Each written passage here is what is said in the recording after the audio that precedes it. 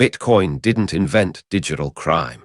It just made it visible. Everyone thinks Bitcoin created the template for untraceable digital currency fraud. They're wrong. The real laboratory was built a decade earlier, in the late 1990s, by a Florida dentist named Douglas Jackson.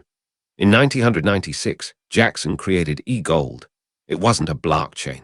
It was simpler. Users converted dollars into digital grams of gold stored in vaults. No names, no verification, just an account number and a password. For 5 years, it worked. Millions of users treated it like cash. Then the criminals arrived, not in a sudden wave. Gradually, phishing schemes, Ponzi operators, online gambling rings. eGold became the payment backbone for fraud that law enforcement couldn't touch. The platform processed millions in illegal transactions. Jackson maintained he was just a neutral technology provider. He wasn't breaking laws. His users were. But by 2005, the FBI had seen enough. They indicted Jackson, his co-founder, the company's operators. The charges: money laundering, conspiracy, operating an unlicensed money transmitter. eGold collapsed, but the demand didn't. Enter Liberty Reserve. Founded in 2006 by a Russian-American named Arthur Budovsky, Liberty Reserve operated from Costa Rica. Same model, digital accounts, minimal verification, instant transfers. Within 7 years, it had processed $6 billion in transactions. Most of it was legitimate. Some wasn't. Cyber criminals used it. Ransomware operators. Dark web marketplaces. The anonymity was the feature, not a bug. In 2013, federal agents moved. They froze $163 million in Liberty Reserve accounts. Budovsky was arrested in Spain, extradited, convicted of money laundering, sentenced to 20 years. The shutdown was thorough.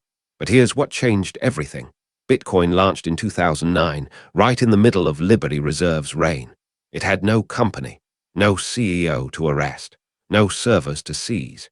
It was distributed code. That made it fundamentally different. The real story isn't that Bitcoin invented digital crime. It's that eGold and Liberty Reserve proved there was massive demand for it. They showed law enforcement exactly where to look. They proved the liability of centralized platforms. Bitcoin's architects learned from their collapse. Decentralization wasn't idealism. It was a direct response to how easily governments dismantled Jackson and Budovsky. The criminals' evolution was the same. Smarter infrastructure, fewer targets to arrest. What you're watching is the archaeology of modern financial crime. Each failure taught the next generation. eGold taught that anonymity alone isn't enough. Liberty Reserve taught that having a jurisdiction is fatal. Bitcoin taught that having no jurisdiction, no company, and no person to hold accountable changes the entire equation. The technology evolved. The incentives never changed. Understanding why these platforms failed isn't about condemning them. It's about seeing the pattern. Digital currency works. Anonymity works. But centralized anonymity creates a single point of failure for law enforcement. That lesson shaped everything that came after. It's why regulators today focus on exchange choke points instead of the currencies themselves. It's why decentralized platforms are harder to shut down. The history of digital money is a conversation between criminals and authorities. Each move forces the next. This video is for educational and informational purposes only and is not financial advice.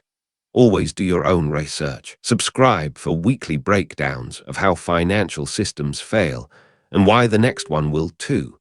This video is for educational and informational purposes only and is not financial advice. Always do your own research.